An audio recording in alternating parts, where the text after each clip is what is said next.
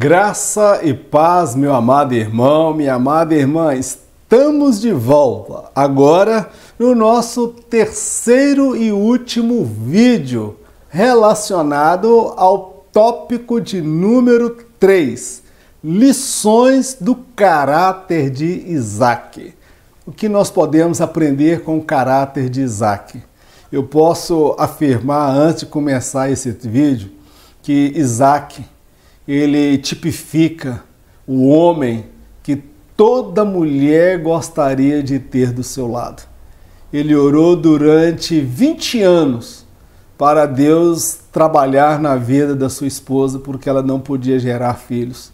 Quantas irmãs gostariam de ter um marido que compreendesse as suas limitações, que compreendesse as suas fraquezas, que a aceitasse como ela é, imperfeita e humana.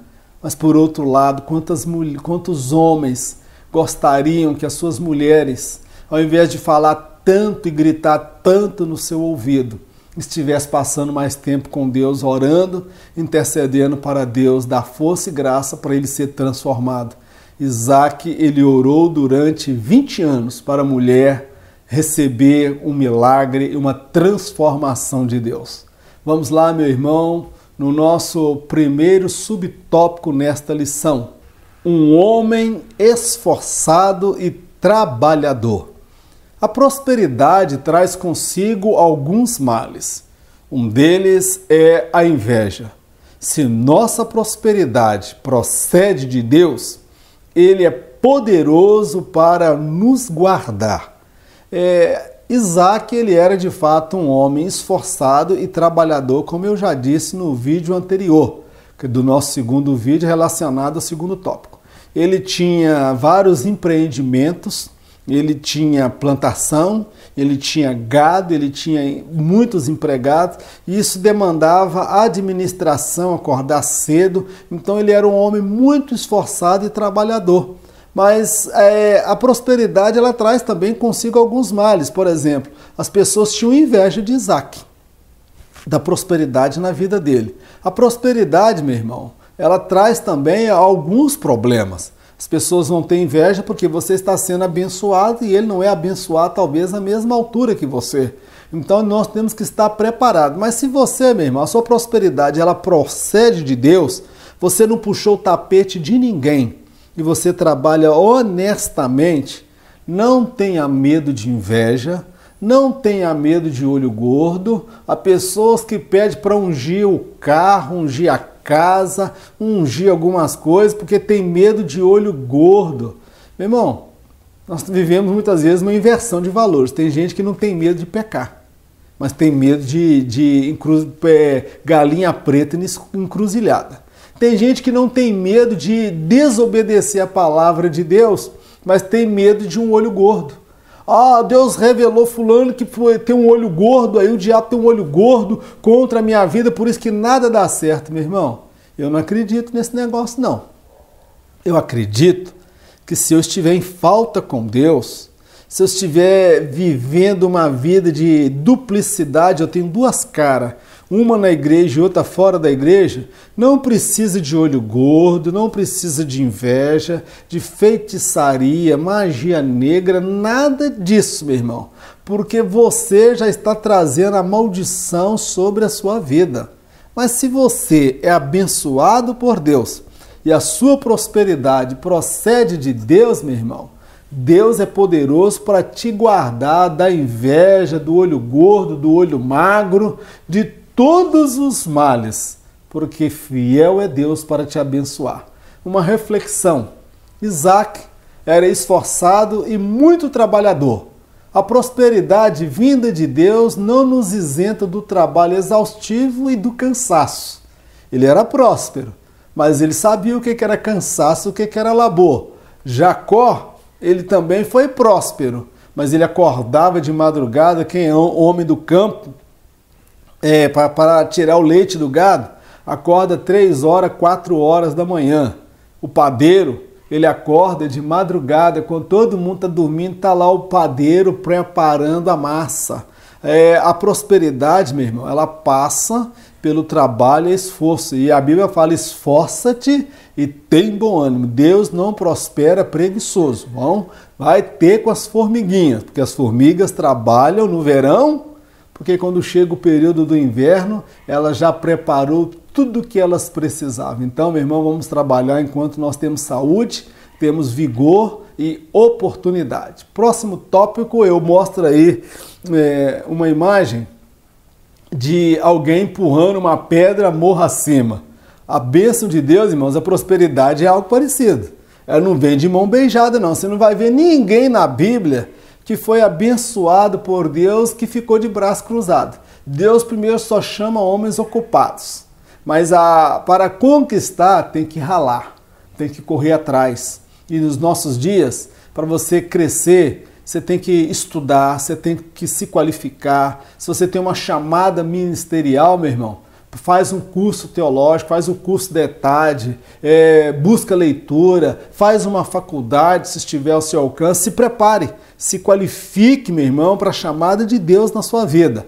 Corra atrás, se esforce para que a bênção de Deus esteja sobre a sua vida. Próximo tópico da nossa lição, tópico de número 2, subtópico de número 2, o caráter pacífico de Isaac. Há tempo para todo propósito. É preciso sabedoria de Deus para saber lidar com os conflitos da vida. Ser pacífico não é necessariamente fugir do conflito, é ter a direção de Deus em como solucionar o problema. Isaac, ele era um homem pacífico.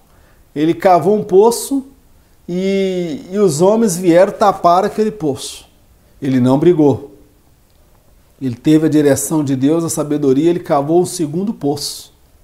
E os homens vieram com inveja para provocar Isaac, tirá-lo do seu equilíbrio emocional, porque eles queriam briga, na verdade eles queriam matar Isaac. Aquilo era um pretexto para tirar a vida dele e tomar tudo que ele tinha. A riqueza, a prosperidade, tudo que ele tinha. E ele não brigou. Mas ele não era covarde. Ele era um homem que tinha equilíbrio emocional. Quando as pessoas queriam confrontá-lo para tirá-lo do seu equilíbrio emocional, ele não permitia que a ação de terceiros tirasse dele a paz que Deus comunicava ao seu coração. Então eu observo que ele soube administrar aquela situação. Mas não vou dizer, meu irmão, que Isaac naquele momento seja talvez um referencial para todos os impasses e conflitos que nós enfrentamos ao longo da vida. Tem momento que Deus vai virar para você e falar, olha, foge, evita. E tem momento que Deus vai dizer para você, enfrenta, porque Ele não nos deu espírito de covardia. Então o que vai fazer a diferença aí chama-se sabedoria. Como saber lidar com cada situação. A situação que Deus nos manda enfrentar.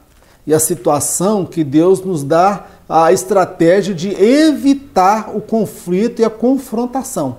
Amém, meu querido? Então precisamos de sabedoria de Deus. E eu faço uma reflexão. Davi desafiou o gigante filisteu quando todos evitavam a confrontação por temê-lo.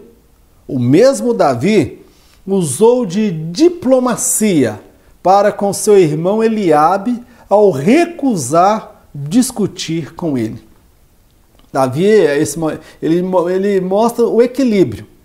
Olha, observa, quando todos estavam fugindo da confrontação com Golias, não vamos orar, Deus vai trazer uma solução, esse gigante vai cansar, Deus vai mandar um raio do céu, vai matar essa raça ruim, que esse homem não vale nada. E talvez tinha um monte de judeu lá orando, mata ele, Jesus, mata ele, Jeová, queima ele, Jesus, queima ele, Jeová. Meu irmão, era tempo de agir. E o povo estava com medo, porque ninguém tinha coragem para uma confrontação. E Davi se apresentou ao momento que Deus nos chama para uma confrontação. Amém, meu querido? Nós enfrentamos a situação com sabedoria, com coragem e determinação. Mas o mesmo Davi, quando o irmão dele, Eliabe, falou, Davi, onde você deixou aquelas poucas ovelhas? Ele estava afrontando Davi. ele queria brigar com Davi, ele queria tirar Davi do sério. Mas Davi não foi ali para brigar com o irmão dele, Eliabe. Ele foi chamado por Deus para brigar com o gigante. Meu irmão, a sabedoria de Deus, ela nos mostra qual é o nosso verdadeiro inimigo. Quando nós devemos agir, como nós devemos nos posicionar. Há momento que Deus nos fala, vai em frente, eu sou contigo. E há momento que Deus fala, espere um pouco, aguarde um pouco mais. Então que Deus nos dê essa sabedoria, meu irmão. Isaac, ele tinha a sabedoria de Deus, ele era pacífico. Mas ser pacífico não é fugir dos conflitos, é ter sabedoria de Deus para lidar com cada um deles. Vamos aí, uma imagem que eu uso, aí um cabo de guerra, pessoas puxando um lado, pessoas puxando o outro. Nós temos que ter espírito guerreiro dentro de nós. Nós lutamos por aquilo que nós acreditamos, mas nós precisamos saber quando é hora de ceder, quando é hora de abrirmos mão, quando é hora de deixar Deus agir, quando é hora de tomar o prejuízo. Não é toda hora que a gente vai tomar prejuízo, mas tem hora que Deus vai nos permitir tomar o prejuízo. Então, ali nós vemos pessoas brigando, dispostas a ninguém soltar, porque todo mundo está com a razão. Há casamento que não dá certo porque o homem está com a razão e a mulher está com razão. O marido tem lá as razões dele para contestar a esposa. E a esposa tem lá as razões dela para contestar o marido, para não querer conviver com ele e vice-versa. Então, meu irmão, quem está dentro da razão, não estiver disposto a abrir mão da razão para um propósito maior que é caminhar junto, vai acabar com esse casamento. Então tem momento que a gente tem que ceder, tem momento que a gente tem que abrir mão, tem momento que a gente tem que ter sabedoria de Deus para superar as crises, os conflitos, porque a nossa luta ela não é contra a carne e contra o sangue, não, meu querido. A nossa luta ela é espiritual. E é no mundo espiritual que nós batalhamos, que nós lutamos. Então tenha sabedoria de Deus para lidar com esse conflito familiar, esse conflito no casamento. Você pode ter razão, mas vai dormir na cama sozinho. Você vai dormir com a sua razão não vai te aquecer, a sua razão não vai te abraçar. Tem hora, meu irmão, é melhor você abrir mão da razão e caminhar do lado dessa pessoa do que você estar cheio do seu eu, cheio da razão e ficar sozinho. Então, meu irmão, que Deus nos dê sabedoria para administrar os conflitos da vida. Tópico de número 3, subtópico de número 3, um caráter resiliente. Olha que palavra difícil, que não faz parte do nosso vocabulário. Isaac assumiu o controle da situação. Ele não detinha o controle sobre as atitudes hostis e invejosas dos filisteus, mas demonstrou pleno controle das próprias emoções. Ele não permitiu que terceiros determinassem suas reações. Meu irmão, nós precisamos aprender isso. Isaac, ele tinha controle. Ele não permitia que os outros, terceiros, determinassem a reação dele. Ele era uma pessoa que tinha equilíbrio emocional. Ele sabia lidar com pessoas hostis, pessoas grossas, pessoas mal educadas, pessoas que estavam amarguradas com a vida, pessoas que não davam bem na vida, eram frustrados, derrotados na vida. Ele passou por tudo isso, meu irmão. Mas ele nunca permitiu que estas pessoas determinassem qual era o comportamento dele. Ele tinha equilíbrio. Meu irmão, nós podemos lidar com pessoas mal educadas, pessoas abusadas, pessoas folgadas, pessoas que não têm um pingo de desconfiômetro, pessoas cara de pau, pessoas, meu irmão, abusadas mesmo. Então nós lidamos com todo tipo de pessoas, às vezes dentro da igreja, principalmente quem é professor. Tem que ter muita sabedoria de Deus para controlar, porque tem aluno, irmão, que ele faz pergunta, não é para edificar a classe, não. É só para colocar o professor na prova. É só para testar. E é pessoa grossa, é pessoa mal educada, é pessoa que machuca, porque acha que sabe mais do que o professor e às vezes sabe mesmo. Mas ele faz questão de deixar isso em evidência. Nós não podemos controlar o comportamento das pessoas. mas nós podemos controlar as nossas reações. Nós não podemos deixar que as pessoas venham determinar as nossas reações. Nós é que controlamos as nossas. Eu não posso controlar a reação do outro, mas eu tenho que controlar a minha. Isso eu aprendo com Isaac. Ele tinha caráter, que ele não cedia, ele continuava na posição, equilibrado, tranquilo, controlando as suas emoções e as suas reações. Isso aí, meu irmão, é fruto do Espírito, domínio próprio. Nós falamos isso, estudamos isso aí no primeiro trimestre, domínio próprio. Que Deus nos dê isso para nós controlarmos as nossas reações. Porque tem momento, vamos falar a verdade, dá vontade de quebrar o pau, rodar a baiana e perder as estribeiras com algumas pessoas. Mas aí o Espírito Santo vem nos dar graça, nós respiramos fundo e controlamos as nossas emoções. No casamento é a mesma coisa. Com o filho, meu irmão, é a mesma coisa. Tem hora que a gente está com o estupim quase explodindo. Tem hora que a gente está quase estourando. Aí o Espírito Santo vem, a graça de Deus e calma, e a gente consegue superar. Amém? Você já passou por isso?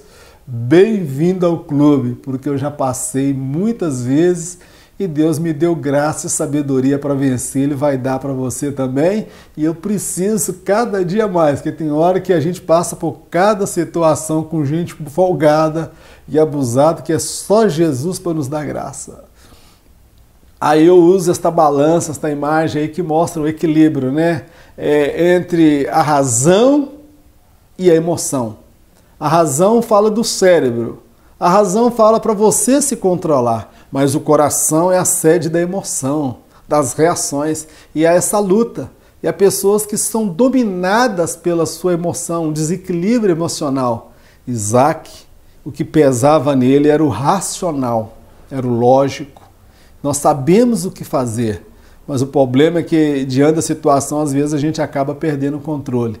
Mas que Deus nos dê o fruto do Espírito, que é domínio próprio, mansidão, longanimidade, meu irmão. Você lembra dessas aulas? Guarda aí no teu coração. Vamos ao quarto e último subtópico. O comentarista judiou com a gente. 4 subtópicos no último vídeo. Vamos lá. Obediência e submissão. As bênçãos e as promessas de Deus são condicionadas à obediência e submissão a Ele. Do contrário, incorremos no risco de viver uma fé sem fundamento bíblico. Meu irmão, as promessas de Deus, elas são condicionadas à obediência e à submissão.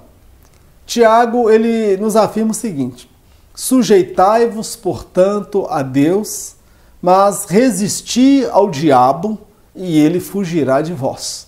Então, quer dizer, está dizendo se sujeitar é se submeter a Deus. O que é submeter a Deus? É você obedecer a palavra de Deus, é você se sujeitar ao projeto, propósito de Deus, é você se sujeitar à diretriz estabelecida pela palavra do Senhor. Somente assim nós poderemos resistir ao diabo. E somente assim ele fugirá de nós. Eu fico impressionado como aparecem alguns vídeos aí de super pastores.